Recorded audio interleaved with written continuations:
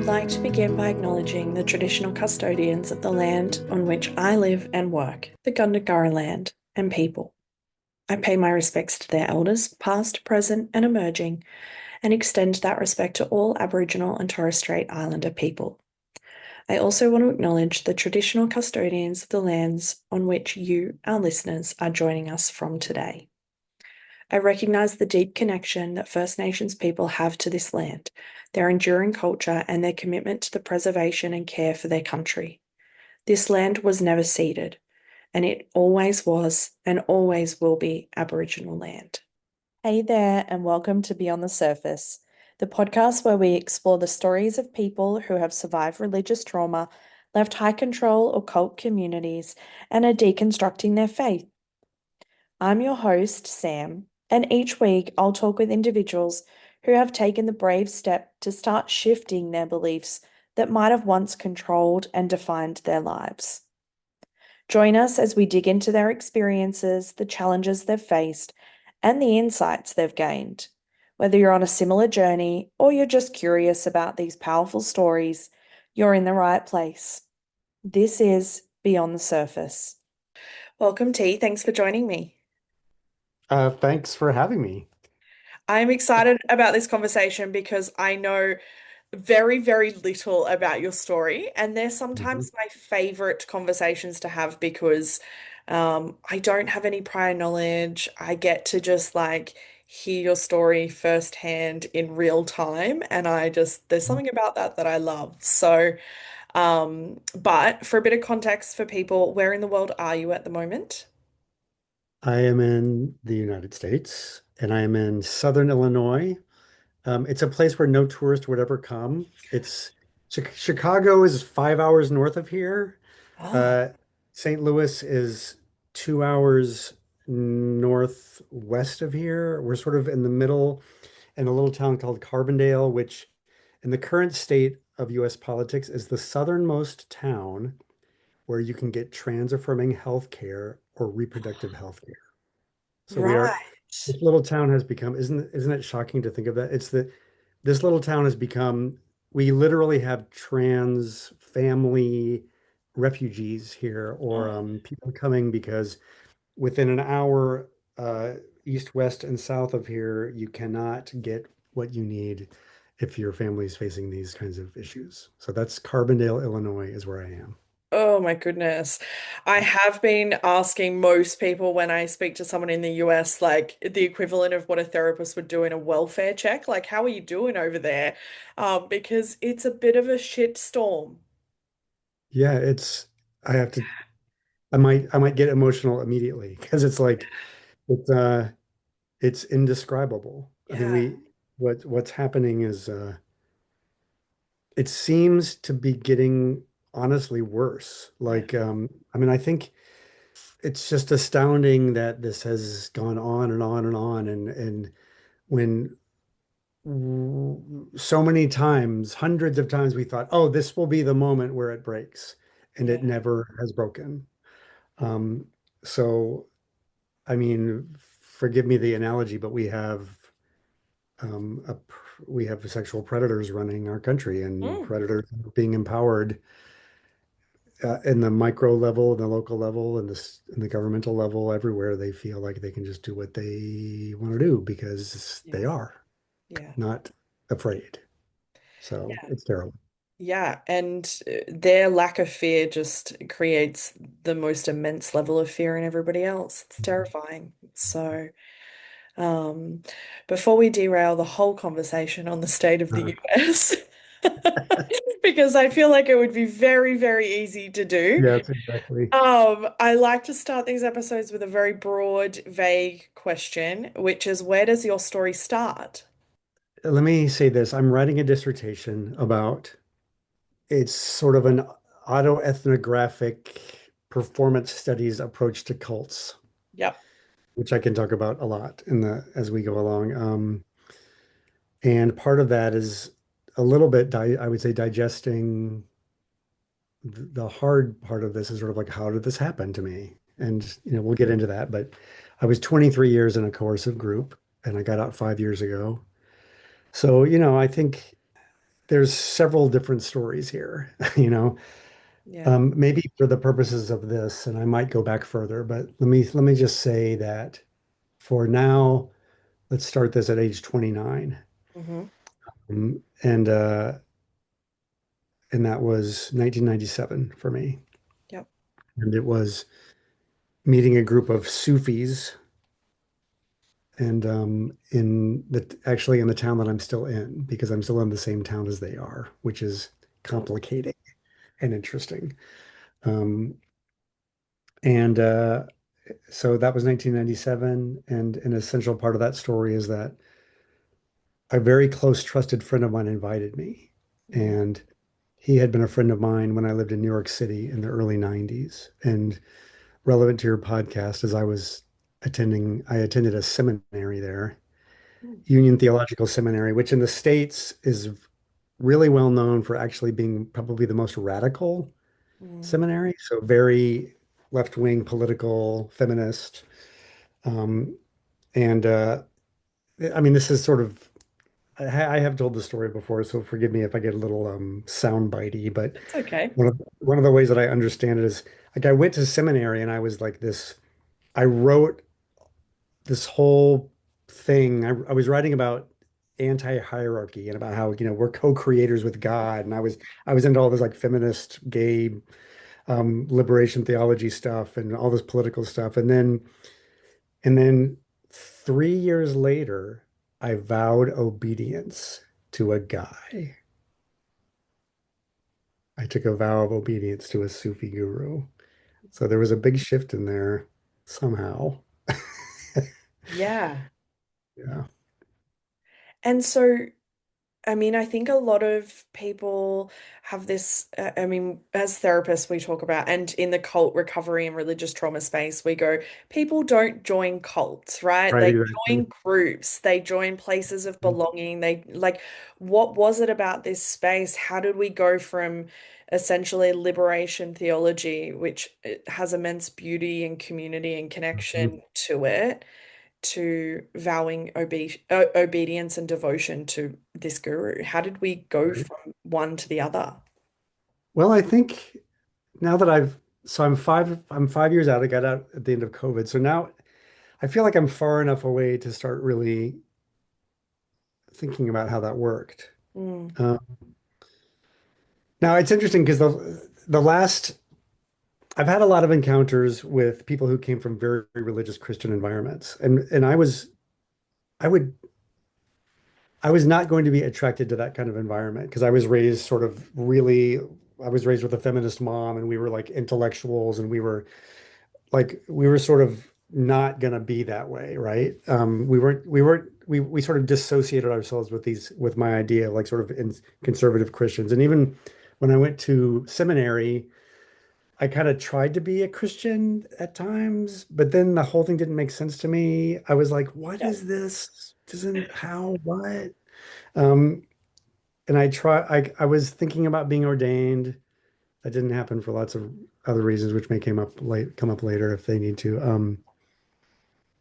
And But this was different. Okay, so it matched my politics, and I really feel like Sufism was this sort of romanticized, not US American thing, Mm. and I feel like for those of us who might have identified sort of as being, I don't know, anti-racist or multicultural or international or these ways that I defined myself for complicated reasons, this idea that this was Sufi and sort of poetic and had this lineage Mm. of sheikhs, and we learned a different language, and all of that felt to me cool theologically and in practice. But then this group of people it had kind of a hippie vibe. The sheikh had long hair, played an acoustic guitar, and of course now I sort of see this everywhere in cultic environments. I'm like, oh, this is. But at the time, I was like, Yeah.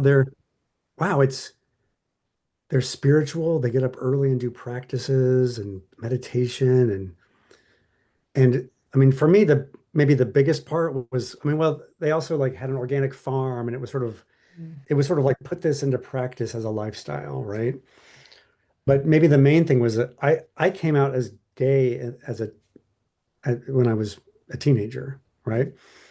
And my friend who invited me, these stories and getting someone to trust are so important. So I remember him calling me. He was visiting here from New York in Illinois. I was in the next state studying and when I was 29 and he said I said "Are Sufis are they Muslims?" And Mm, speaking maybe a little bit xenophobically, I was like, "Well, aren't they homophobic?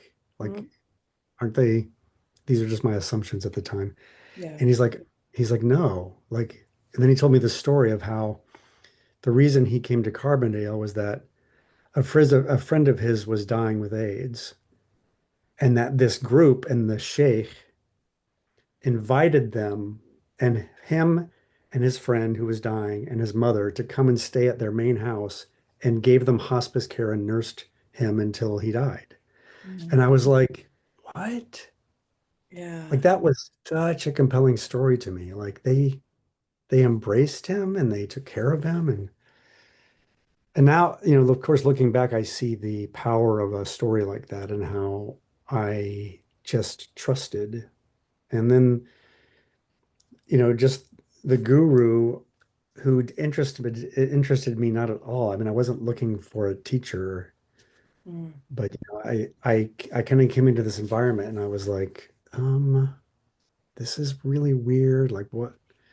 But then I felt a thing and I felt and it was sort of beautiful and mm, then there were these really formative moments. And one of them that I realized after getting out of the cult, which is that I've come to see how many of these groups there's like so often, not always, but so often there's the charismatic dude yeah. guy, right?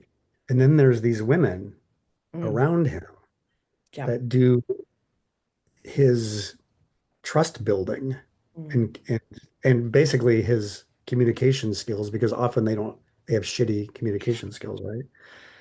So this his wife number one, because there were several, mm, is this charismatic, gray-haired, crass, kind of rock and roll fashion icon woman who just walks around town being awesome. And literally to me now is the one who sort of proved it wasn't a cult by how she was, yeah. right? And I had this conversation with her, and I've just actually written about this. Like, maybe the second or third time I came, she invited me out to her farmhouse. Now, I wish I could describe this scene. It's like American farmhouse, US American. I don't want to just say American. So US American farmhouse. Um, idyllic, like the rolling countryside and sort of maybe 100 years old farmhouse that's sort of like yellow and she's there with chickens and you know I walk in there and she's like hello and everything's perfectly rustic sort of 1950s like it's just curated and she is serving me tea and she looks at me really deeply and you know Todd, that was my name at the time. Todd, you know how you know what's up and she throws in some F words and I can see your face because it was like expertly choreographed all of this and Mm, I was like I said to her like I don't think I, you know, I'm really interested in what's happening here, but I don't think I could do it because I said I feel too broken as a person. Like mm, people here are so. I remember saying this to her. People here are so friendly and open and warm, and I said I don't think I can do it. Like I had a lot of childhood trauma and stuff, and I told her I'm like I have there's sexual abuse and all kinds of stuff, and I'm working it out, and I don't feel like I can. It's too beautiful. It's too nice. And then she took my hand and looked at me and refilled my tea or whatever, like the whole thing. And she said, "Sweetie, let me tell you my stories." And she sort of rolled out mm. her trauma, right? And how and now look at me. And she's like, "Well, look at me now," you know? I mean, exposing vulnerability to a cult leader is like a moth to a flame, essentially. That's yes. And she is Oh, perfect at what she does, and she's still here doing it. Um, so I learned to trust her. So it wasn't that I learned to trust the guru. I learned to trust the people who trusted the guru, yeah. So a year later, I moved. I quit my PhD program because I was doing a PhD then. I quit, I moved, and I took a vow of obedience, and I got a new name, and I got a little ring that was sort of like the symbol of the marriage to the guru, and I gave everything. How do you feel thinking about that now? Like that vow that was taken and just like giving up everything and moving to that space. I don't know. I mean, I did it. I don't feel when I think about it, I don't feel regretful. I it was a con. Mm, Now I see it as a kind of a long con. But also at that point, the community had a feeling of openness. mm, It had it had a feeling, a joyful, exciting feeling to me, which kind of predictably became more strained over time. mm. I mean, I asked that question. I think there is a misconception from people who don't understand cult dynamics and leaving a cult and joining groups who end up being cults is that there is this misconception that, well, surely you must regret that. But I think there is like a gap in that knowledge of going, what I imagine it was meeting a need for you at the time. There was something in that space that was filling something deep inside that wasn't being filled anywhere else. Yes. Okay.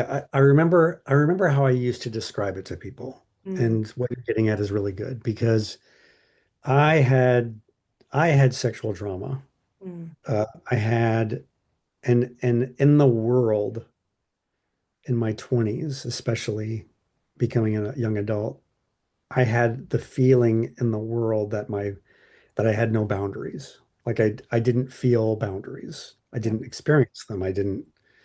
I found myself in a lot of dangerous situations. I found myself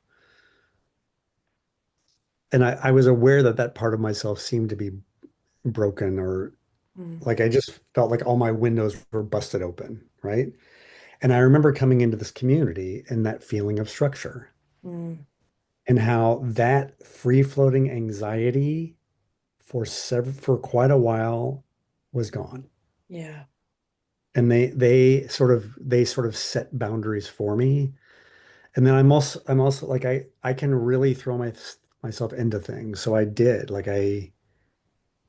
I made it my life. Mm, And that kind of totalist thing where, they provide everything, mm, that soothed me yeah. for a while until it no longer did. But that feeling like I had my people and I had made my decision and I had made the promise, yes, that's what it gave me. And, I I guess I needed that. I put quotes up, finger quotes, because I don't really believe that in a cosmic sense of like I needed to learn the lessons. Like a fuck that. I don't buy that. But Yeah. um, but yes, that provided a physical feeling of Mm. safety and comfort. That is such a common thing that I hear as well. That sense of belonging, the sense of community, but the sense of just structure, stability, security, all of those things that make us physically feel safe. It's, Mhm, there is in its simplest form, it's why children need boundaries because it makes them mhm, feel safe. They might not like them, but they need them because mhm. they create a sense of safety. And that's so much of what these groups provide. Um, Initially. Um, Yeah. and so once that vow had been taken, what did life look like then? Well, after a few months, well, it's a little central house. There was the farmland, but we lived in town in sort of a main house. And as the community grew, people lived in apartments and houses nearby. It's a small town, like Mm, 30,000 people with a big university. And um, life was. every morning, 5 o'clock a.m., a long morning program. It was meditation prayers and a chanting session, which in Arabic was called zikr. So it's sort of chanting the names of God. And it's very romantic, and Mm, also chemically transformational, like mm. chanting like mm, this kind of rhythmic, which is something again I've written about and studied about how this changes you, and then seva, which is another word that just came up. I just rewatched which one? Oh, not Love Wins. I'm sorry, the Rajneesh one, the woman who died. Anyway, I can't remember their names. That's And okay. anyway, whatever they were, just you know, chanting and seva meaning volunteer work. Mm, That was the word for, selfless service. And mm. then within a short amount of time, we had bought. This is so typical what I'm telling you. We bought like, the cool cafe in town. So there's the cafe, the coffee shop, right? Yeah.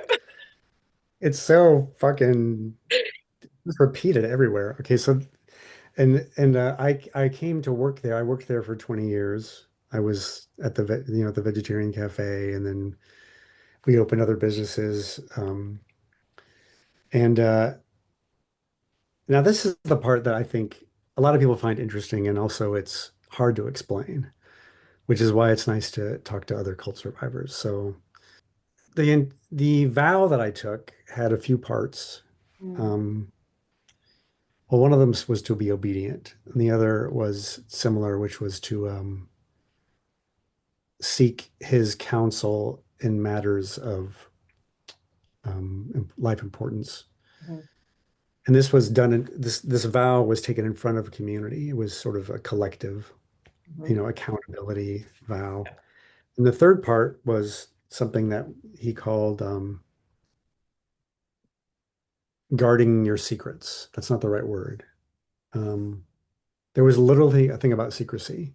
Mm, And that, of course, felt also romantic, kind of like we're special and so and what I learned from especially the wives and is that really that means our job is to be as intimate with him as possible, right? It's sort of like close, intimate service.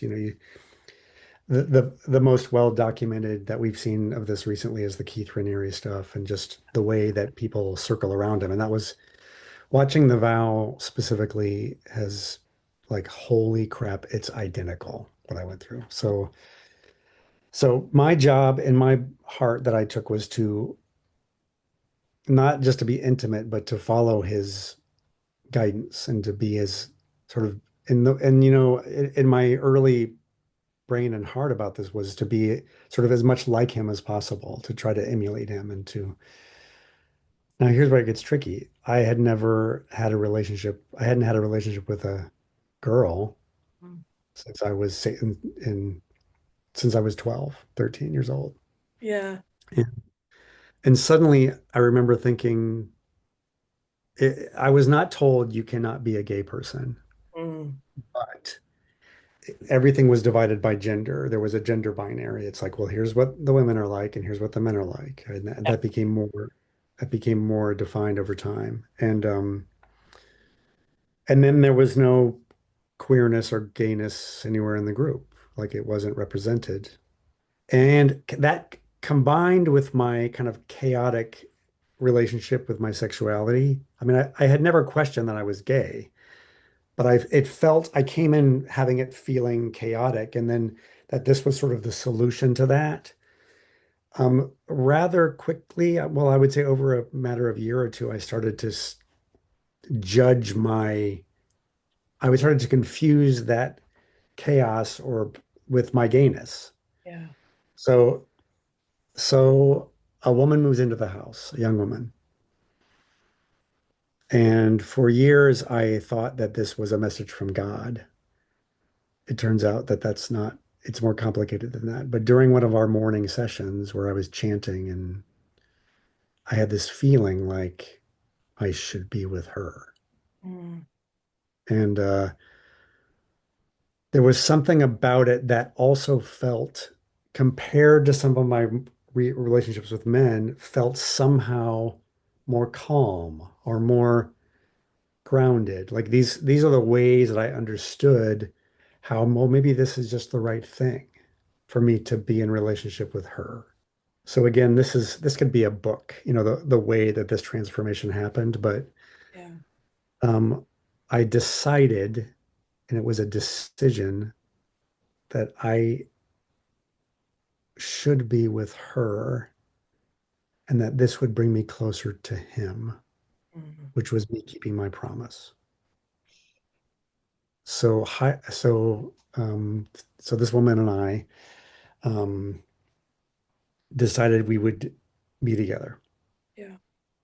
And she knew that I had always been gay, and somehow we told ourselves that it would be different now. And we got married Mm. in 2000. So I was really, really in by Yeah. that point. How Yeah. do you feel about that decision now? Like, and how, I mean, how informed do you feel like that decision was consensually for you? It was not at all. I mean, again, I think like in all cultic environments, our individuality, Yeah. our what made us unique was erased. Yeah. So our job, our literal job was to destroy our egos. I mean, there was a lot of that language, and we were servants and sometimes called slaves to God. And the guru was the person who we practiced that with. So there's a lot of Sufi-ish modified through a white guy from Peoria because he was a white guy from Peoria, the guru.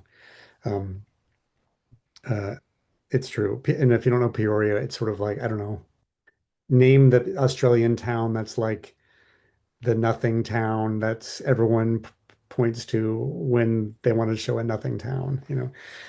Um, so yeah, so this, how do I feel about that? I feel very sad about it now. Uh, I wouldn't say regretful because again, Mm. um, I mean, the main beautiful thing that came out of that is that I have a 23-year-old daughter. Yeah. And of course I wouldn't trade her for anything, but it was sad, and no, we were not informed, Mm. and nobody said to me, dude, you're gay, except for my friend who brought me in 3 years before was like, dude, what the hell? And he bailed on the whole enterprise. And he confronted the guru and was like, what are you doing to my friends? Yeah. And he had it, and I didn't talk to him for 20 years, but no, I did not doubt. I believed that this was the right thing.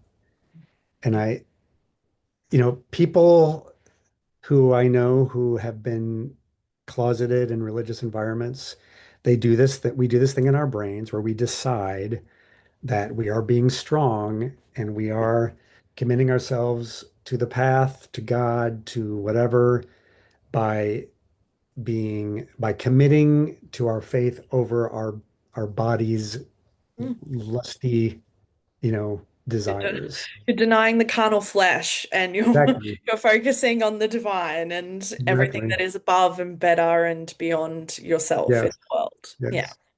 Yeah. Exactly. Were you then praised by other people for making that choice and that decision as well? Yes. Yeah. And but not, again, not directly, not like, yay, you're not gay anymore, because we were all sort of like liberal Mm. Westerners, right? So there wasn't this like, yay, Jesus hates gays. Like there wasn't any of Yeah. that. It was yes, you've committed to the path. And then through the years, the guru would in different ways praise me for my strength. Mm. So he would, and of course, that's all that ever mattered, was getting crumbs from him. Yeah. Um, and he would even compare me to my friend who left, or he would sort of in different ways, subtle ways, kind of take me aside and go like, you're so strong. Like when he did praise me, I felt like I had made that right decision, Mm. you know. And of course, I feel bad for the woman that I married because, whoa, she was not not satisfied in our marriage. Oh, yeah. Oh my God. I mean, what we went through for so long, right? Yeah.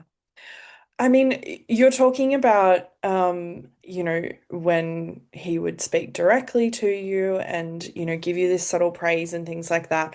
What was it like for you whilst you were in it when you were in his presence? Like, how did that make you feel? Because a lot of what we're talking about is the emotive experience defies the logic. That, like you said at the beginning, you went in there and you were like, this is weird, but I felt something. And that emotive experience often defies the logic. So, how did that feel?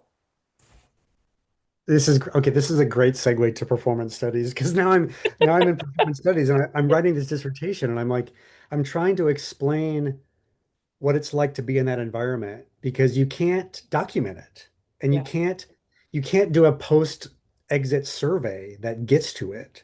Mm. Like sitting in that room and how complicated all the signals are and the communications and the way that people look at him and the way that I'm trying to learn to do it right. And God, I mean, it was terrifying and amazing.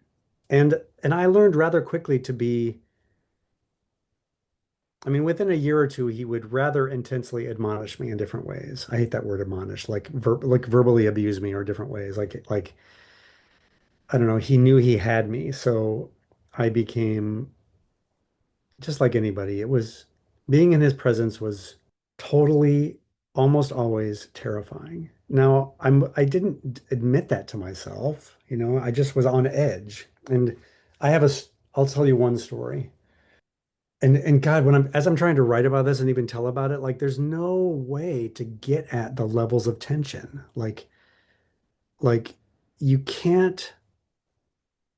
This is why I think it's so funny when people are sort of like, there's no coercion, or I read these scholars who are like, well, what's brainwashing? Or like, these people from the outside. And it's like, well, that's because you weren't brainwashed. Like the Mhm. Eileen, I don't know if you know these names, but like the Eileen Barkers of the world saying like, there's no evidence for brainwashing. And I'm like, well, that's because you weren't fucking brainwashed. If you Mhm. were brainwashed, you know what that feels like. So there was a moment where there was a one of our Sufi sort of universalist tendencies was to practice lots of different holidays. So we were Muslims, but at the same time, most of us came from Christian environments, so we would celebrate Christmas. Mm. And in our main house, we set up a big Christmas tree, and we were going to have gifts, and we made this big dinner. And Murshid, who was the teacher, we called him Murshid, which means guide or teacher in Arabic. He was coming. And I'm just assuming that everyone listening to this can just feel, okay, so we're getting ready for the guest. This was sort Yeah. of the phrase. We're sweeping and you're cleaning and you're getting ready for the powerful guy to come, right?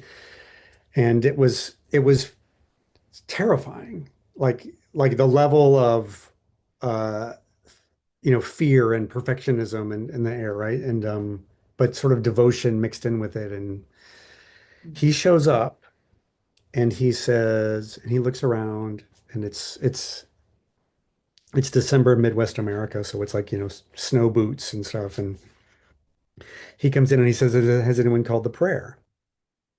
And in Islam, you call the prayer 5 times a day, and then you do collective prayer. And someone said, oh, no, nobody's done it yet. And he said, oh, so you're not ready? And so he gets his boots on, gets his coat on, and leaves. Oh, Now, for anyone who knows this relationship, almost nothing is worse than like somehow we're being collectively scolded in yeah. this very dramatic way. And it was horrific. So um, he left, and then suddenly everyone knows he left. He left. Murshid left. What do we do? Um, a bunch of us decided he was going to drive 15 miles back south to the farmhouse that I told about earlier. And we decided we were going to pile into cars and go down there, and it's nighttime. So we get into like 5, 6 different cars, and we decide we're going to go and beg for forgiveness, right? So we drive half an hour south. It's dark. We knock on the door, and the wife who I mentioned before, who was so loving with me, she answers the door and she's like, "Yeah, what?" And we said we want to talk to Mershid. We want to apologize, and she Mm. goes to the other room, comes back and says, "Okay, you can come in." So about, I don't know, 25 of us maybe, we single file go into this little living room, and he's there, and this was maybe 2002 or something, and he is, maybe even earlier, he's organizing his CDs with his back to us. And we're all there on our knees on the floor, and he's ignoring us. And finally, some brave soul says something like, Murshid, salam alaikum, which means peace be upon you. Mm. Someone says something like, I am so sorry we were not present. We were not ready for the guest. Mm. And I'm so sorry. All I can say is that I will strive to be better. Somebody says something like that. And then one by one, and he never turns around. One by one, people ask for him for forgiveness. And I remember in my brain at this point, early, kind of still early in the process, I remember saying, I remember inside my mind thinking, being aware that I felt scared Mm. and that I wasn't supposed to feel scared. I was supposed to only feel devotion and love. So this is what when it came my turn to speak, this is what I said. I said, Murshid, I'm so sorry. I want to confess something. I noticed that when you were coming up the walk, I felt scared. Mm. And he suddenly turned to me. He suddenly turned and he goes, are you going to make this about yourself right now? Fuck you. Oh. That's what he said to me, and then turned back around. And it was those moments, so, so, 10 out of 10 fraught with shame and fear, that I learned in that moment, I cannot tell the truth. Mm. I cannot, even if it means I'm nervous or I'm scared or I feel anxious or like even, and to me, that was still at that point part of the process of a spiritual path, is like, this is scary or this is, Mm. and then I realized, no, I cannot speak to that. And then, of course, and then, in that environment, nobody comes to your aid. Like nobody could turn to me and say, like, are you okay? Like, no, they are only focused on him Yeah. and getting their own approval and validation from him. And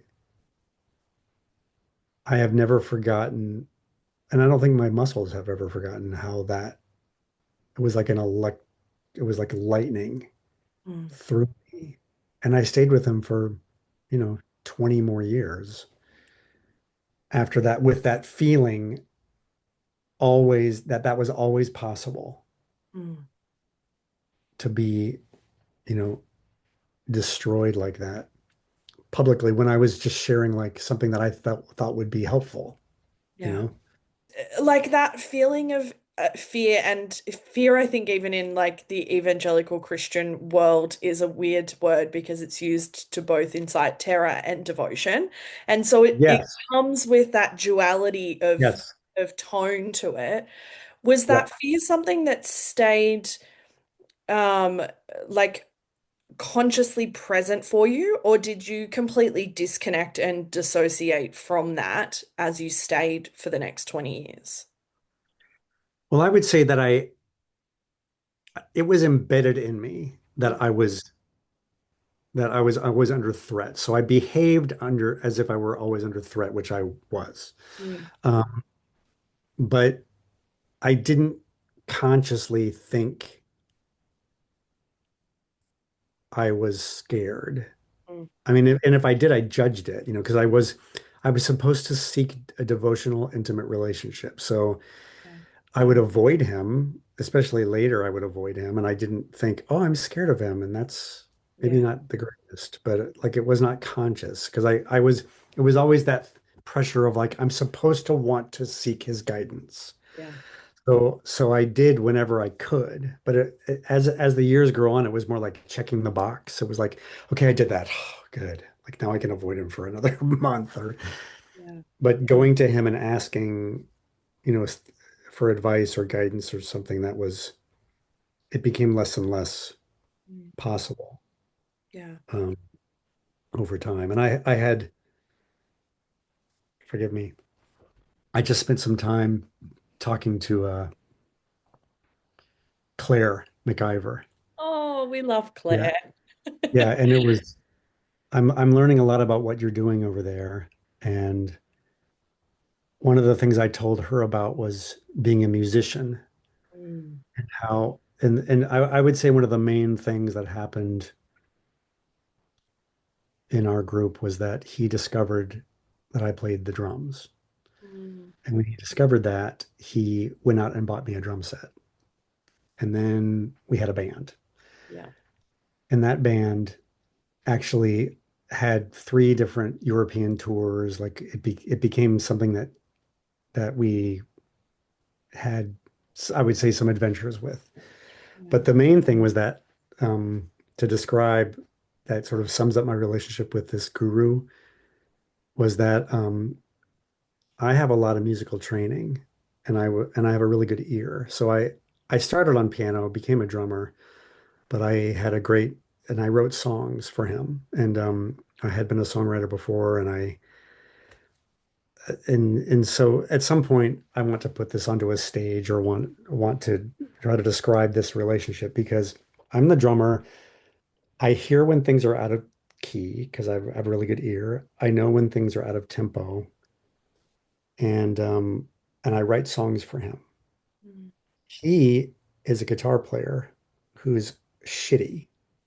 He is a shitty guitar player and he can't hear when things are out of tune or out of key and Mm. he is not good at rhythm. Now, the relationship is such that I have to follow everything he does. Mm. And when something is not the way he wants it, it's my fault. And I had that heaped on me.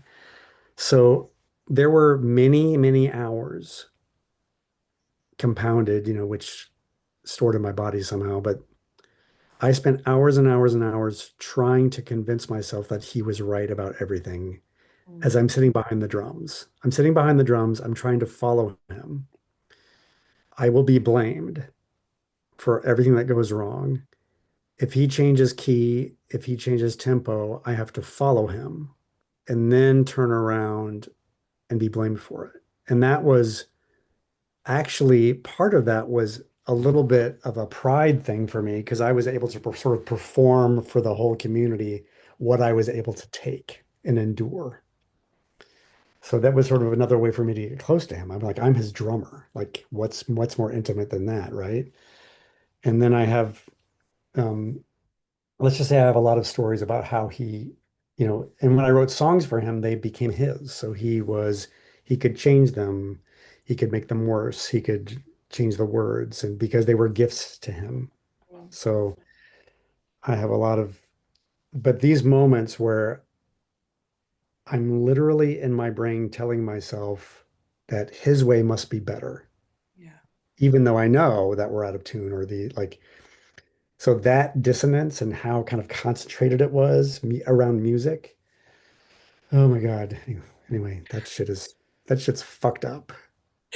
And it's like music is such an emotive experience Uh-huh. as well, which is why, I've had many a conversation for people who, were worship leaders and things like that in their church spaces and high control groups and all of that sort of thing, because Mhm. music, is at the core of who we are. It's inherently Uh-huh. sensory. It's, it's just such a powerful space to heal, but also it's a really powerful space if it's in the hands of someone who is manipulative and can be Mhm. used as a weapon of control. Uh-huh.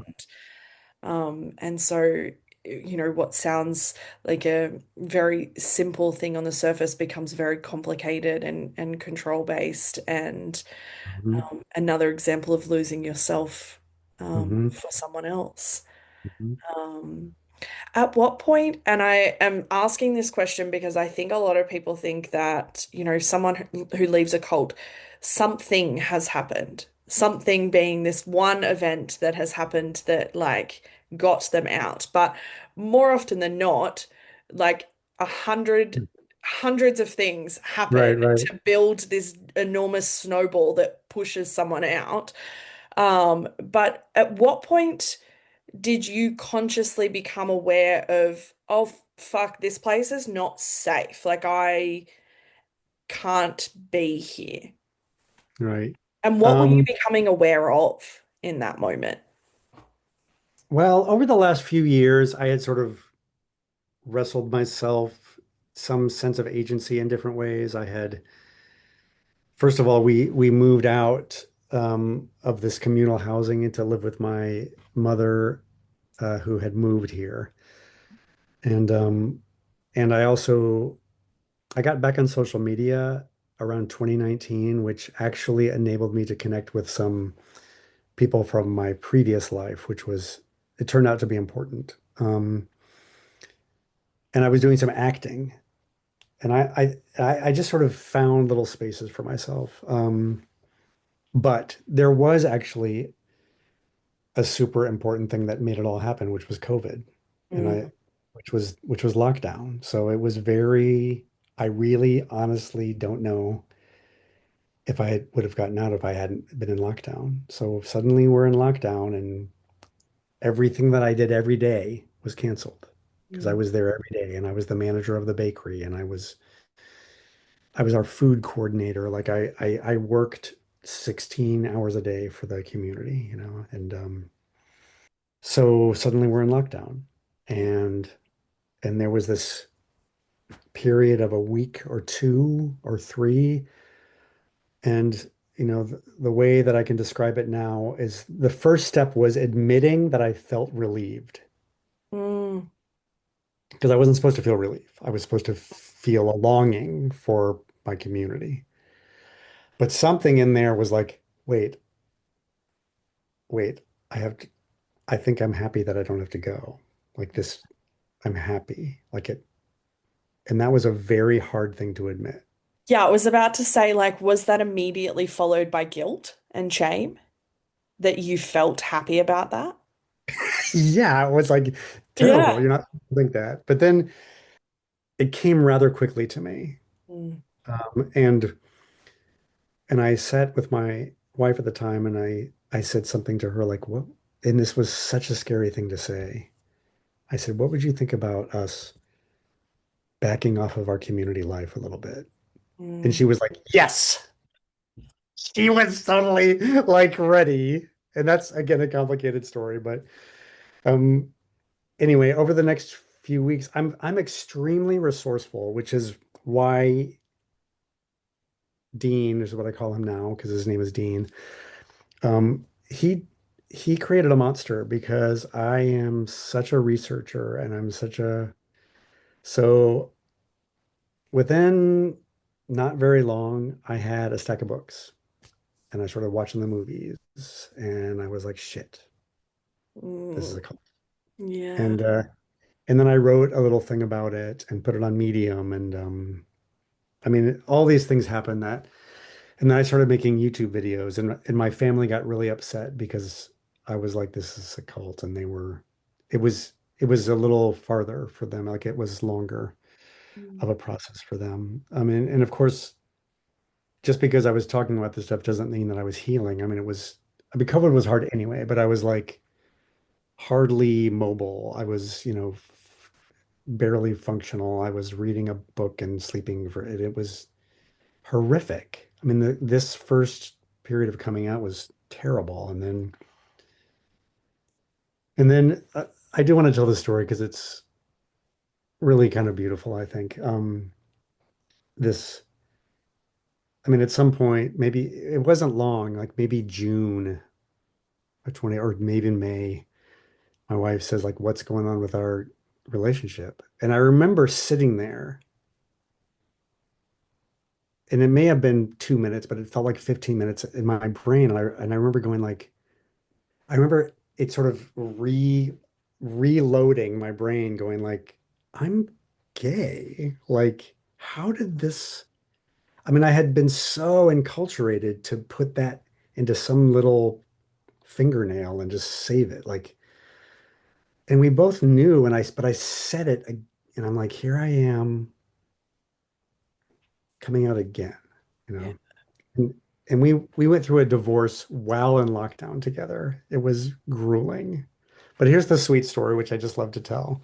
So, so just because it gives hope and Yeah. and I think a lot of cult recovery is really just about getting your body back, So I mean, what else is there? We just have our bodies, but then you realize, oh, it's not the demonic hellscape or whatever. So there was this really cute man, and this was not conscious at all. This cute man that I'd known in town for 20 years, and he was posting on Facebook these.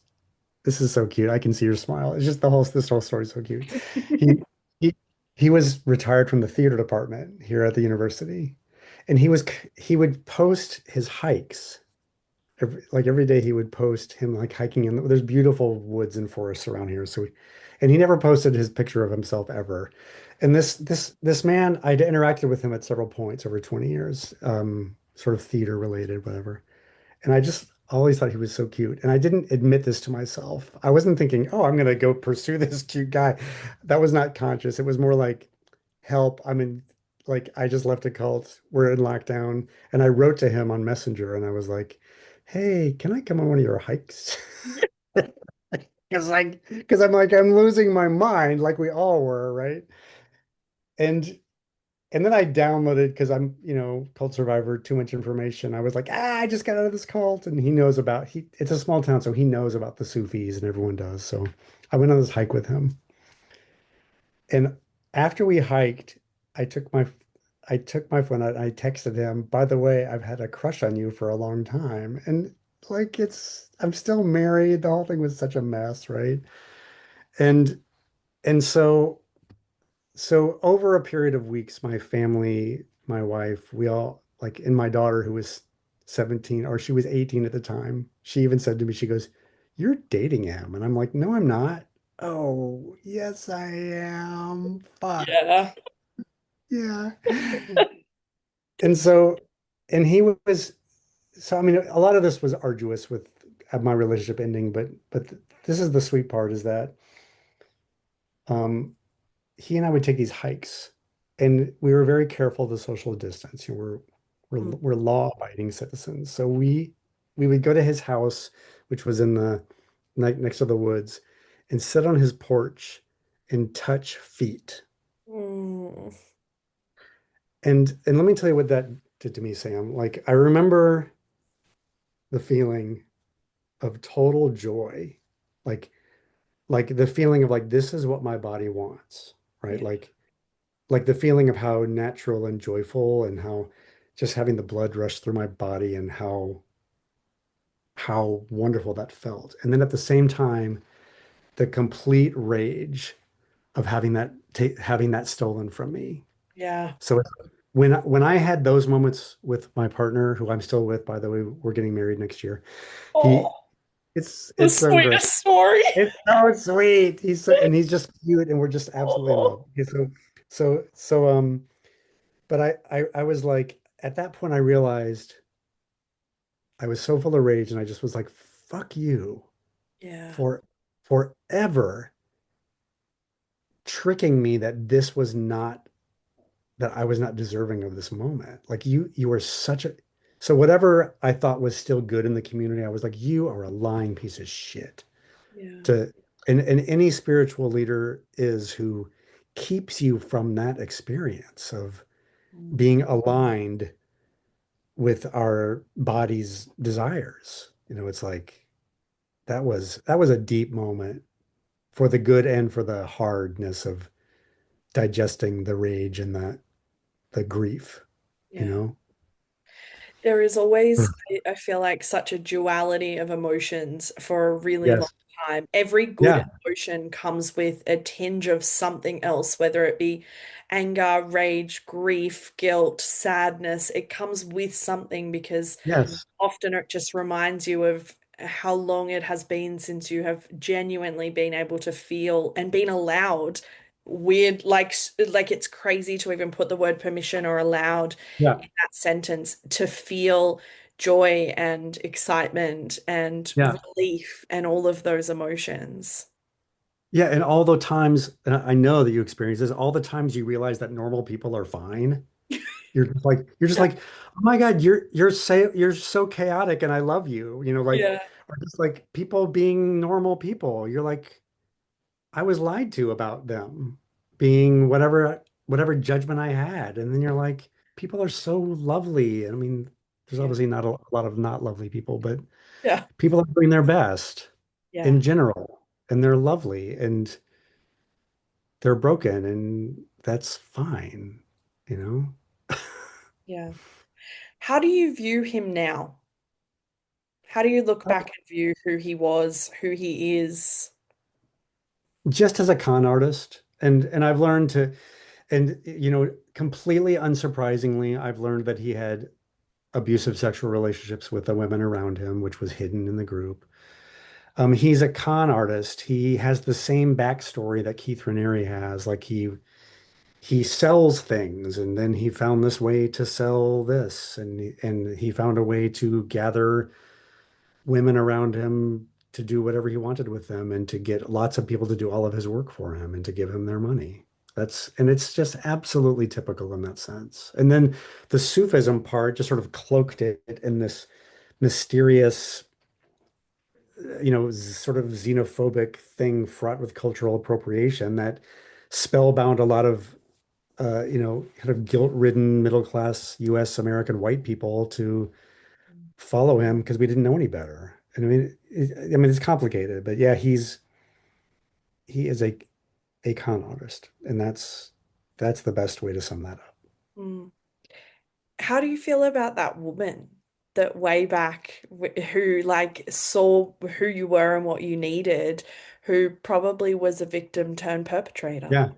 Yeah, she is the first victim. She is spectacularly good at her role, and she's still here in town doing this. Like she's still beautiful and sort of manifesting and shows up at different places. And Yeah.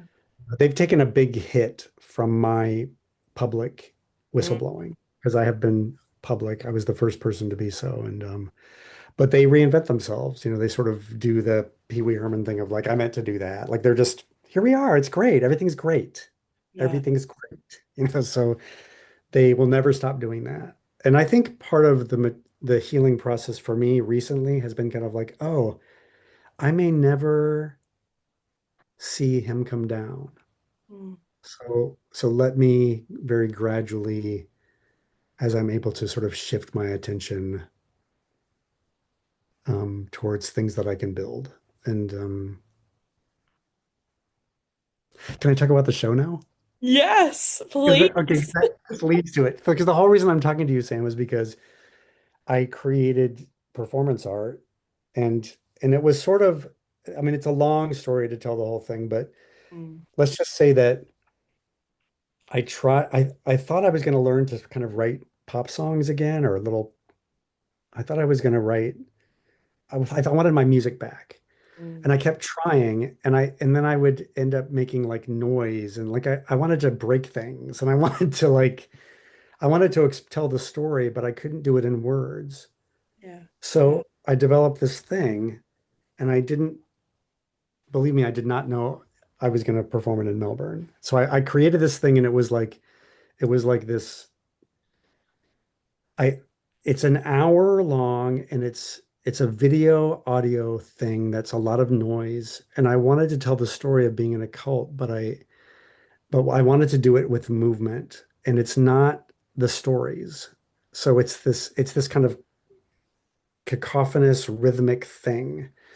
And what happens is 1 minute of the show is 1 year of my life. And so from minute 29 to minute 53 of this performance, I get into this very, very hard to watch and hard to do sort of rhythm, which echoes the chanting that we used to do in the morning. And um, it's very cathartic and kind of ritualistic. And the people who came to see me perform this, it's called Cult Piece, which is sort of a Yoko Ono reference, but um, it's the people who came to saw it were like, that was so long and difficult and hard to watch. And I'm like, well, yes, that was why I did that because Point. yeah, like that's the point is like it went on and on and on and never changed. And so I did this show and I did it 3 times and it was really, I really liked how it felt because I didn't want to be a pompous performance artist. So like I told, like I have a little introduction before and I have a talk after where I'm like, this is what I'm doing. Like it's not trying to be, if you don't get it, it's fine. Like I'm not trying to be pretentious and weird. I'm trying to tell the story and so I tried to be really like transparent about the whole thing. And then I got this opportunity. There was a conference that came across in my inbox and it's called critical autoethnography and it's sort of academic, but it's sort of about people in academia telling stories about their lives and it was in Melbourne and I'm like I don't really wow okay so I just threw an application in not thinking that this and they accepted it and I went to my partner and I was like oh we could never do this right and he's like I don't know why don't we look into it and it's like okay wow I have to get 3 weeks off in this middle of semester, but then things kept falling into place. He and I were going to just be tourists Mm. because going to Australia as tourists is pretty freaking cool. Like Yeah. I've never been there and I want to go and meet you people. So then I thought, well, God, this is an academic conference. It's closed off.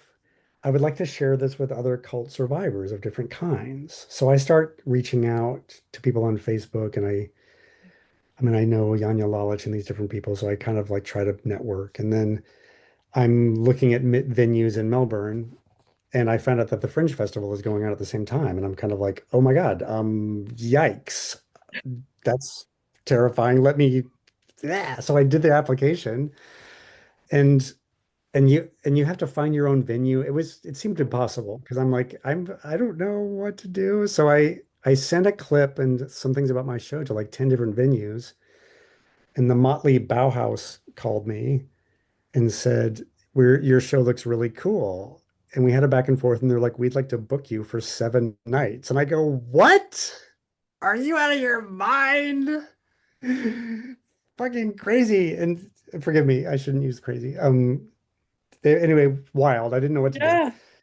And so I'm doing it. And I made posters and then the reason that we're talking is because I reached out to people sort of like, "Hey, can I let people know that I'm going to be here doing this and that I'd like for it to benefit people who I really am so uncomfortable with self-promotion. So like it would be cool if I got to perform this all over. I don't know, but more than really, honestly, truly, sincerely, more than anything, I'd like for people to come and see what I did because I think you'll relate to it and I think that it might provide openings for some people creatively. Like Yeah. I don't know, like I found this way of telling the story without telling it. And I found and I'm really and it's healing for me. You know, like it's been super, super healing for me. I'm preparing myself emotionally for like if there's nobody there, I'm just gonna give it my all anyway, because it's for me. It's Yeah. for me. You know, it's like this is what we do when we get out of these environments, is like I get to have agency, you know? I Yeah. get to and especially musically, it's like I get to make these dissonant notes if I want to. Like, Mm. fuck you. Like, don't tell me what I can sound like. I can sound like a mess if I want to, you know? Yeah, I mean, I was going to ask, what it has been like for you as a healing modality almost, because it's not just reclaiming, the creative parts of you that were, warped and manipulated as part of the group, but just reclaiming you as yourself and as, all of the now different parts of you in a space where sometimes words are hard to quantify and Yeah. we don't always have language to describe an experience.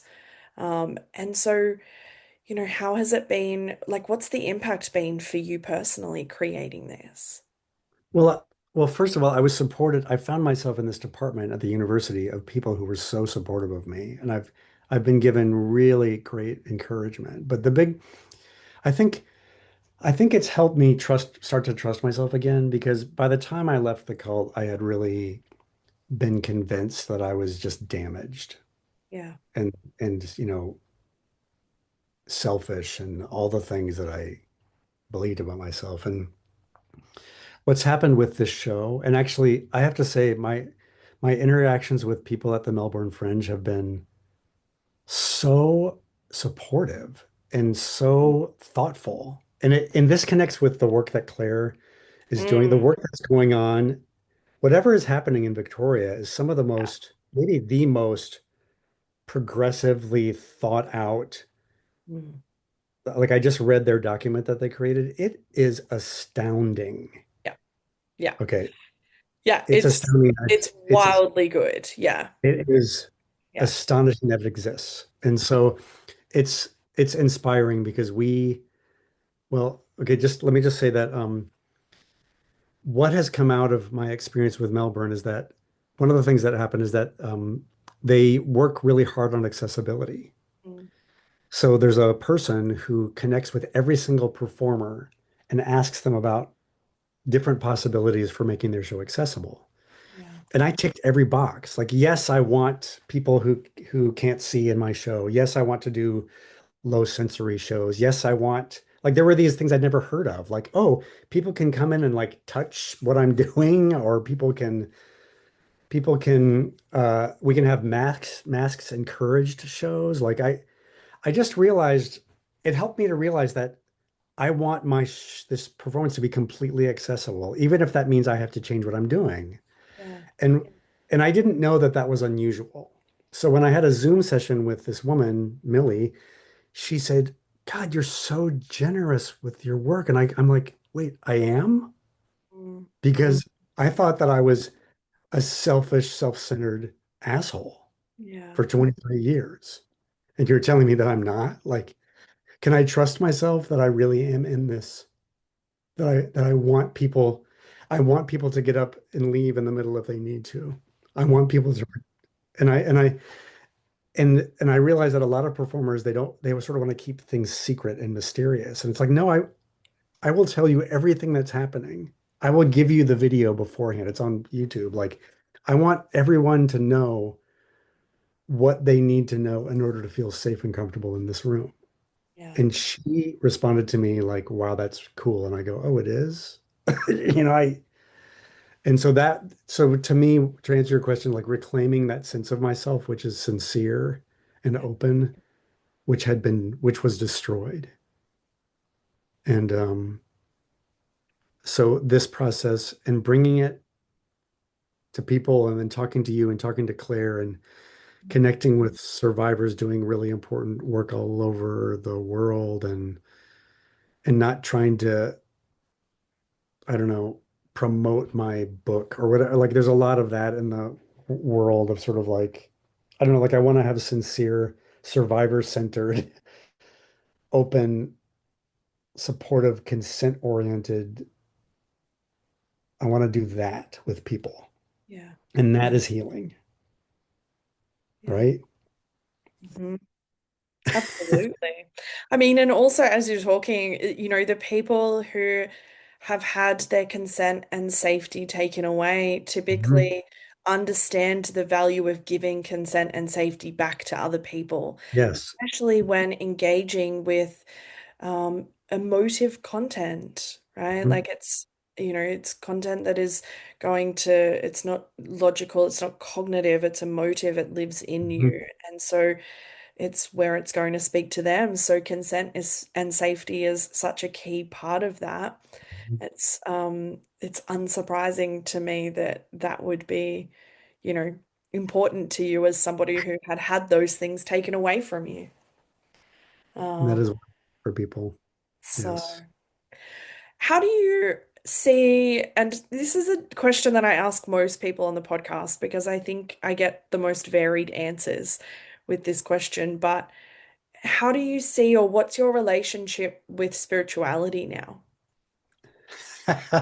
That's one of the questions that um, came up when I listened to your podcast. I've forgotten his name, Oh, Joel. Joel, yes. So Joel, if Yeah. you listen to this, I want you to know that I imbibe that whole thing. Okay, so this is what was interesting. You asked him, and forgive me, I'm paraphrasing, but towards the end you asked something like, I mean, I think you asked, I think it was the same question. Maybe it was. And I went to seminary. I was Muslim. I was I don't know, a believer or a practitioner or whatever for all these years. And he said something like, again, Joel, forgive me for paraphrasing, but something about how being connected to a long kind of narrative arc that transcends time and meaning as Jesus does, uh, sort of feeling connected to that. I think he said something like is really cool or something like he said this is important to him and like he enjoys that, right? And so I remember I listened to that moment and I thought, you know what? I I just want to say it's also kind of cool to not have that. Yes, this is why I love this question because I get the most varied answers. Right. Yeah. Because like I don't, and I said that to my partner today. Like I actually described before I came on, we were sitting for dinner and I just said, I described this moment. And he said, "What do you think of the universe?" And I was like, "I think it's mysterious and wild, and I think that when I die, it's all over." And I think that to me, it means that there is nothing in any way superior in my belief system about the human species or any kind of mythological anything. It's sort of like, we don't understand what dolphins say to each other. We don't understand how roots root. We don't, and we think ourselves so important. And I feel free from that need to feel connected to a thing, Yeah. you know? And that is, for me, I don't ever want to imply that someone should let go of their need for that and that somehow it's more liberating. That is not, but for me, not having that is like mysteriously cool and impossible to answer. It's like, here we are.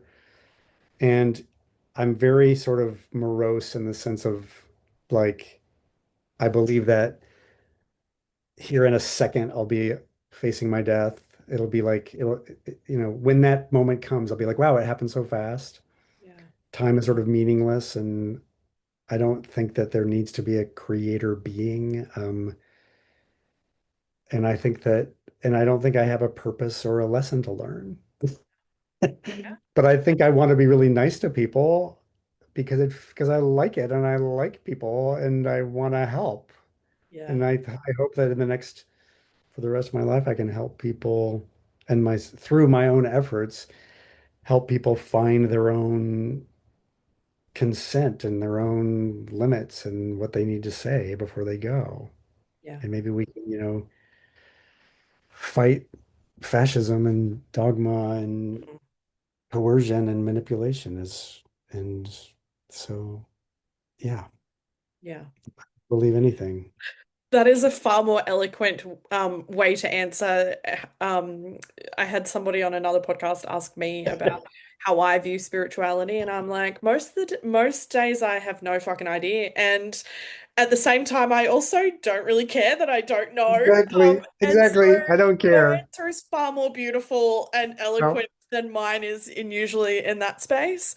Um, but I mean, the other like more very real reason I like to ask this question is because I like listeners to realize that wherever they land is okay. If they Yeah, still want to yeah, stay where they have been planted or where they have chosen for themselves with whatever faith origin it is or spirituality space it is, that's okay. And if you want to burn it all down and never go back, that's also okay. And Yes. everything in between. Um, Yes. and so, I think that's the sort of like the non-sarcastic, cynical answer as to why I like to ask Yes. that question. But it is just allowing, you sort of said you don't want anybody to feel like they need to disconnect from that. And I think that, the freedom to land wherever you choose to land Hmm. is the beauty in that. Yeah. So We get to choose. yeah, yeah, choice is a pretty nice, powerful thing. Hey. It is really the most Yeah, important thing. absolutely. Isn't it? Is anything more important than autonomy? I don't know. Yeah. I like to finish these episodes with some encouragement for people listening, and I usually direct it more so to the person that I'm speaking to. And so, what would you say to somebody who has either chosen to leave a cult or who has just been potentially kicked out, but they have just left the space that they've spent decades or years in? What would you say to them? Uh, okay. One of the earl one of a friend of mine who's a therapist, one of the first things he said to me is he goes, "You're going to do this wrong." And that means that no matter how you go about it, it's gonna be messy. You're gonna do things you didn't want to do. It's just really hard work. So some people choose to hide for 10 years. Some people get right onto a podcast and blast their group. Yeah. There is not a right thing. So do what you need to do to make yourself the most comfortable Mm. because your safety and autonomy is the most important thing. Yeah. So there is not, in other words, doing it, you're going to do it wrong means there's not a right way to do it. Mm. Which means failure doesn't come into Yes. it. Yeah, Yes. There's no wrong way to do it. And it's brutal and it takes a while. yeah, I love that. Thank you for joining me, and I will have everything about the Fringe Festival in my show notes for my Melbourne listeners. And I will pop it all over social media as well and on our collective page as well. But if you are in Melbourne or around Melbourne, please get there because I mean, and also there is a lot of conversation about cults and fringe groups with the Victorian Inquiry and all of that sort of thing. And so I think um, it'll just be really powerful for people to engage in your content, I think. So all of the links and stuff will be in the show notes for ease of access. But Thank thank you you. so much for joining me. And now it's so funny. As a typical cult survivor, now I feel like all the shame and guilt that I made that all about myself, Oh even my though I wasn't goodness, talking no! about myself. Isn't that funny? Now I have to go like fan Uh, myself. Yeah, okay, wait, I just talked about myself too much. no, I could have kept talking and kept asking questions. Okay. All right. So I Thank you. love that. But thank you so much for not just joining me, but for sharing so openly and vulnerably about a space that I think is just not talked about enough and talking about it in a really, just a really beautiful, not, there's anger there, but it's not bitter, cynical rage that just people can't engage with. And so I think the way we talk about this matters. And so I appreciate it. Thank you, Sam. I really appreciate this space. Thank you. Thanks for tuning in to this episode of Beyond the Surface. I hope you found today's conversation as insightful and inspiring as I did. If you enjoyed the episode, be sure to subscribe, leave a review, and share it with others who might benefit from these stories. Stay connected with us on social media for updates and more content. I love connecting with all of you. Remember, no matter where you are in your journey, you're not alone. Until next time, keep exploring, keep questioning, and keep moving forward. Take care.